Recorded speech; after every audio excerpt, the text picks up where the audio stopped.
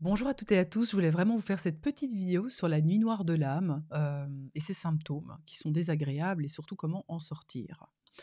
Alors, si tu aimes le contenu de cette chaîne, n'hésite pas à t'abonner, à liker si tu as vraiment apprécié, et puis n'hésite pas à commenter parce que je vais lire les commentaires et en général, je vous avoue que je m'inspire de vos commentaires pour faire ensuite d'autres vidéos pour pouvoir être un peu plus pointu, pouvoir voir comment je peux vous aider, vous guider, voilà, dans la mesure du possible.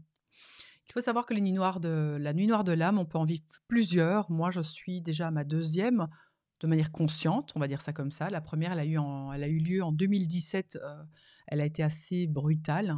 On peut appeler ça aussi un burn-out si vous voulez. Voilà, donc ça peut être, lié à d'autres choses, hein. Ça peut aussi être lié à une dépression, à une perte d'emploi, à une maladie, à la mort de enfin, à la perte de quelqu'un, la période aussi, pandémique qui a été difficile. C'est vraiment des situations difficiles qui peuvent venir vous réveiller ou un choc émotionnel qui vient un peu vous mettre une claque en plein visage et vous perdez tout repère. C'est vraiment une sensation de mal-être, d'anxiété. Vous allez faire des crises d'angoisse, des crises d'anxiété, un mal-être profond, quelque chose de très douloureux, une sensation de perte de sens, de questionnement incessant, une incompréhension du monde extérieur, des émotions qui sortent en rafale, une colère peut-être, incroyable, disproportionnée, un mental surnois, une rumination, qui ne s'arrête plus. C'est vraiment le hamster dans sa cage qui n'arrête plus toute la nuit et toute la journée parfois. Donc ça peut vraiment vous mettre en vrac, même jusqu'à aller dans le corps physique, ressentir des douleurs, des maux de tête, une fatigue, des nausées. C'est vraiment, vraiment difficile. Un questionnement incessant, une perte de sens, de vocation, de mission, même on se sent plus du tout. Il n'y a plus rien qui nous allume. Et c'est très effrayant. Parce qu'on peut être jusqu'à être immobilisé, à ne plus vouloir se lever, parce qu'il y a plus de sens, il y a plus de jus aussi. On peut se retrouver, par exemple, dans son canapé, à regarder par la fenêtre les oiseaux et se sentir vidé. Et c'est très malaisant, c'est très difficile et c'est très douloureux, de vivre ça. On peut ne pas comprendre ce qu'on vit, être en colère contre soi-même, avoir de la culpabilité très présente, d'incompréhension, qu'un peu genre on a tout, on a une maison, on a des enfants, tout va bien et on va mal. Et on ne comprend pas pourquoi on va mal. On va vouloir se cacher peut-être, se mettre de côté, pour pas qu'on nous voit comme ça, pour pas peut-être aussi inquiéter sa famille. Mais quelque part, on sent qu'on trop s'isoler aussi nous met dans une angoisse parce qu'on se sent seul et parce qu'on se sent complètement isolé, c'est pas bon non plus parce qu'on parle plus. Et là, ça peut être pire. Donc tout ça nous fait toucher à quelque chose proche de la mort, comme si on allait mourir. On peut avoir des crises jusqu'à ne plus savoir respirer, la boule au ventre, des insomnies, une fatigue immense et une incompréhension aussi de ce qui nous arrive, ce qui est très, très flippant. Donc vous avez compris, il se peut que vous ayez eu un événement qui est venu toucher quelque chose chez vous, qui a fait un choc émotionnel, qui vient un peu réveiller un terrain qui était déjà présent, mais qui n'avait pas été mis en avant. Et là, vous allez voir, tout remonte à la surface. Ou ça peut tout simplement se passer comme ça parce que vous avez attendu trop longtemps et il y a un moment, quand vous êtes arrivé dans le corps physique, il y a plus d'énergie vitale et là, on remonte toute l'info et là, ça peut aussi être brutal et ça peut être douloureux. Ça peut être du jour au lendemain ou ça peut s'installer jusqu'à un moment, ressentir vraiment quelque chose qui va pas et souvent, on va voir le médecin, on va faire une prise de sang et on voit, bah oui, qu'on va pas bien du tout, il manque des compléments aussi, on a besoin de reprendre des vitamines mais surtout, on est dans un état mental qui est, plein de rumination, plein de phrases difficiles à entendre, beaucoup de jugements vers soi-même, de critiques, ouais, c'est vraiment très et puis plein d'émotions aussi, de tristesse, de colère, et là, quand tout s'entremêle, eh ben, c'est très douloureux. Alors cette crise, il y en a qui vont l'appeler la dépression, la déprime passagère, Et puis il y en a qui vont appeler ça la nuit noire de l'âme parce que c'est l'âme, elle crie à l'intérieur de vous en disant: «Tu n'es pas à la juste place pour toi, tu t'ennuies, ça ne va pas dans ta vie, tu ne t'écoutes pas, tu es peut-être avec quelqu'un que tu n'aimes plus, tu es peut-être dans un boulot que tu n'aimes plus, tu ne t'es pas écouté, tu ne prends pas soin de toi, tu ne fais pas des choses pour toi. Est-ce que tu as des loisirs pour toi? Est-ce que tu es dans le métro boulot dodo? Est-ce que tu ne fais que travailler? Est-ce que tu es heureux ou heureuse dans ta vie aujourd'hui? Et qu'est-ce que tu aimes profondément faire? Et c'est quoi tes rêves? Est-ce que tu as accompli tes rêves? Est-ce qu'aujourd'hui, si c'était ton dernier jour à vivre, tu as fait tout ce que tu voulais?» Et là, c'est le bilan, ça pique. Parce que vous allez me dire: «Ah ben non, j'ai encore envie de faire plein de choses, mais j'ai pas eu le temps, parce que je travaille beaucoup, parce que j'ai des enfants, parce que...» Et là, c'est une remise en question, parce qu'on te dit: «Non, stop maintenant, écoute-moi». Et ça, c'est votre âme qui vous parle. «Je ne vais pas bien, tu ne f je ne suis pas là où j'ai envie d'être». Et le questionnement, ça va être difficile, vous allez avoir ce questionnement: «C'est quoi le sens de la vie? C'est quoi ma mission de vie? Qu'est-ce que je fais ici? Pourquoi je me sens mal? C'est quoi la cruauté humaine? Moi, j'étais mieux là-haut». Il y en a qui me parlent aussi d'avoir la nostalgie d'être là-haut. J'étais mieux là-haut, il y avait l'amour et tout, il y avait pas tout ce truc ici, c'est quoi le délire, avec toute cette pollution, les gens qui en ont rien à cirer de tout, la méchanceté, la colère, la cruauté animale, on fait pas attention à la nature, on se sent déconnecté de tout. On n'est plus en lien avec notre nature profonde, tout simplement, en lien avec la nature, avec les animaux. Même chez nous, à l'intérieur de nous, ça crie à l'intérieur de nous. On parle de pollution extérieure, oh, il y a jamais personne qui fait attention, mais regardez chez vous, est-ce qu'on fait attention à nos propres poubelles? Est-ce qu'il y a pas encore plein de gaspillage? Et quand je vous parle de ça, je parle à moi aussi, parce que je vis ça actuellement. Une remise en question énorme. Qu'est-ce qui me met en joie? Et certains ne sauront pas répondre à cette question parce que vous êtes vidés d'énergie vitale. Vous êtes au stade 1, comme j'appelle, c'est OK, comment je fais pour m'en sortir? Vous allez vouloir vous en sortir vite, vite, vite, vite. Alors que là, non, on n'est pas là. On est surtout repos, boire de l'eau, bien manger, des vitamines d'office, allez voir ce qui vous manque, allez faire une prise de sang, vous allez voir qu'il manque un paquet de choses en général. Hem, Peut-être prendre un antidépresseur naturel, le millepertuis par exemple, ou peut-être un antidépresseur chimique parce que vous êtes plus loin et que vous arrivez plus à vous en sortir et que c'est douloureux, tellement douloureux qu'il va falloir peut-être se faire aider ou avoir quelqu'un à côté de soi. Faites-vous confiance. Qu'est-ce que vous avez besoin aujourd'hui? Un thérapeute, un psychiatre, un psy?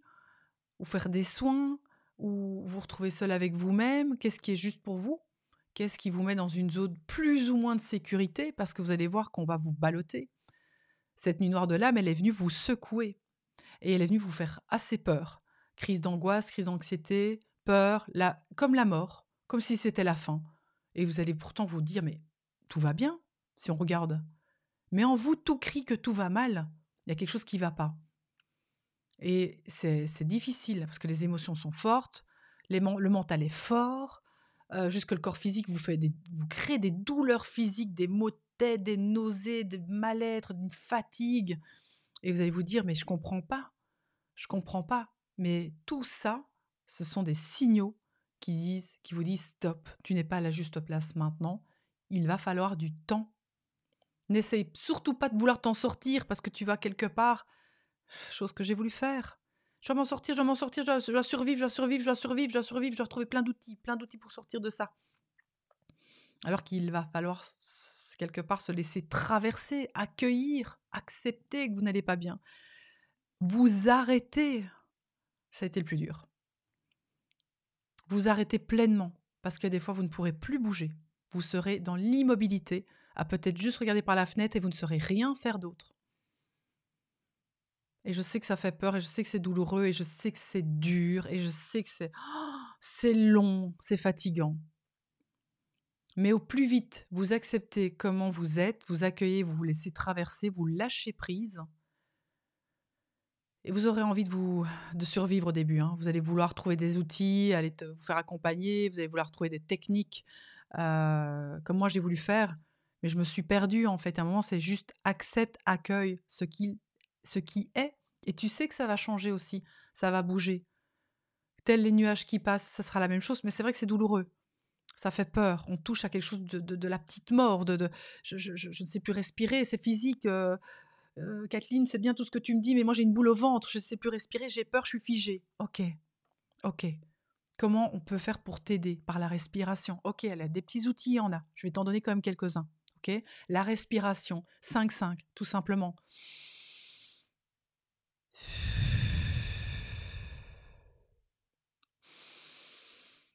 Tu vois, là, tu comptes 5 et puis tu comptes 5. Ok, tu fais ça, ok, ok, ça va mieux, ok. Ah, ça revient, ça revient. Qu'est-ce que je peux faire? Qu'est-ce que je peux faire? Refaire la respiration, ok. Ok, ok, ça va, ça va, ça va. Ou aller marcher en nature, marcher, prendre l'air, juste marcher, essayer, par le mouvement. Voilà, c'est trouver peut-être la méditation pour te décentrer, trouver une méditation contre l'anxiété, le stress, comment revenir dans son cœur. Des choses simples. Après, il y a d'autres outils plus complexes où on peut aller voir quelqu'un pour faire l'hypnose, de l'EMDR s'il y a un choc émotionnel, la TRE, les tremblements, pour enlever les tensions dans son corps, un peu comme la gazelle et le lion. Vous savez, quand la gazelle se fait poursuivre par le lion, elle est en tension, elle est en mode survie, donc le reptilien est engagé. Donc elle court, elle court, elle court, elle court. Et si elle est sauve et que le lion est loin, elle va se coucher et vous allez la voir trembler. En fait, elle va faire quelques minutes trembler, elle va juste enlever le stress, puis elle va se relever comme de rien n'était. Nous, on ne fait pas ça. Nous, on va engager tout la tension, le stress, on va tout garder, on va tout cristalliser en nous et puis on se retrouve stressé complètement avec des courbatures, les épaules, mal dans la nuque, anxieux. Et puis, alors qu'on peut décharger aussi par des mouvements, par des tremblements. Il y a plein d'exercices qui existent sur la toile aussi, tout ce qui est somatique, les exercices somatiques. Voilà, vous pouvez faire ça ou vous faire accompagner par quelqu'un qui les exerce aussi, pour pas non plus faire trop de bêtises.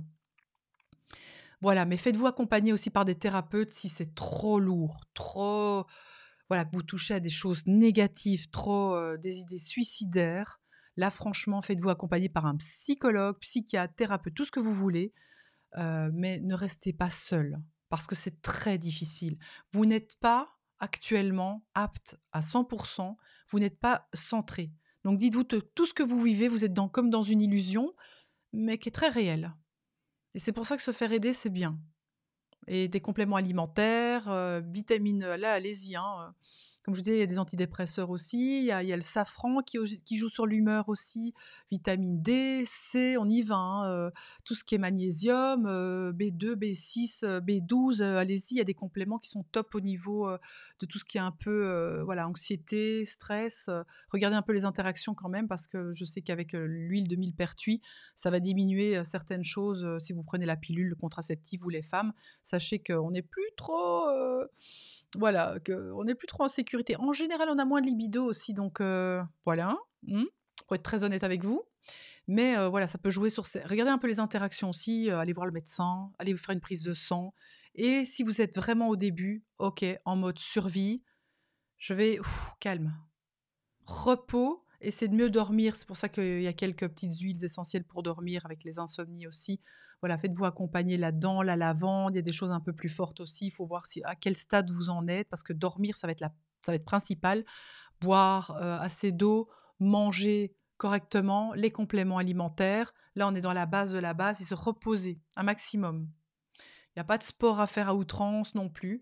Et par contre, si vous sentez que ça va mieux, oui, allez marcher, bouger, essayez de voir des gens qui peuvent vous entendre, vous écouter dans cet espace-là. Vous êtes en sécurité. Et puis vous allez voir qu'à un moment, vous allez avoir de nouveau un peu plus d'énergie, l'envie de faire certaines choses. Là encore, attention, ne pensez pas que vous êtes sorti de la période. Parce que vous allez voir que parfois ça revient et vous allez dire: «Oh non, ça recommence». Non, non, c'est juste qu'il va y avoir des réminiscences un petit peu, mais c'est moins fort. Et puis vous allez voir un moment que vous allez remettre des petites choses sur le chemin, des petites micro-actions pour revenir dans ce que vous avez envie.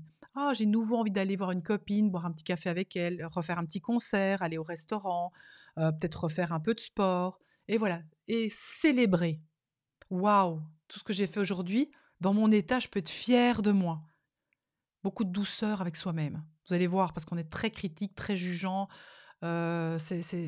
Là, on va vraiment revenir dans l'amour de soi, douceur, gentillesse et célébrer ces petites victoires où on avance tout doucement, parce que c'est une période qui va vous remettre vraiment dans un gros questionnement, autant spirituel avec le sens de la vie, le mental qui va être saturé, qui va venir avec plein de phrases, pour venir vous casser, des ruminations, du blabla, plus l'émotionnel, qui va déborder et puis le côté physique qui peut s'effondrer si on ne l'écoute pas, si on ne prend pas soin de lui, dans les sens vraiment basiques.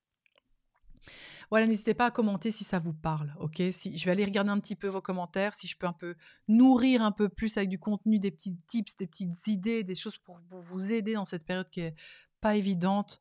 Je suis de tout cœur avec vous parce que moi-même, je suis encore dedans. Alors disons que je suis en train de tout doucement en sortir. Je fais attention à ce que je dis parce que là, j'ai vraiment décidé d'aller au bout du bout, de me laisser traverser, d'accueillir et d'accepter, de lâcher prise. Je suis enseignée à chaque seconde, à chaque minute. Waouh, c'est énorme, mais c'est vrai que c'est pas facile, c'est pas évident, c'est pas drôle, c'est pas à prendre à la légère. Donc voilà, je fais du mieux que je peux chaque jour, à chaque instant et je suis fière de moi. Beaucoup de douceur avec vous-même et tout doucement, vous allez sentir que waouh, en espérant de récolter tous les beaux cadeaux après, hein.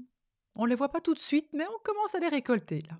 Allez, je vous souhaite en tout cas d'aller au mieux du mieux du mieux, de beaucoup de douceur, beaucoup d'amour. Prenez soin de vous et je viens lire vos commentaires pour refaire une petite vidéo si vous avez aimé ce sujet, si vous avez des besoins, des questionnements. Je vous souhaite en tout cas le meilleur. Plein de love.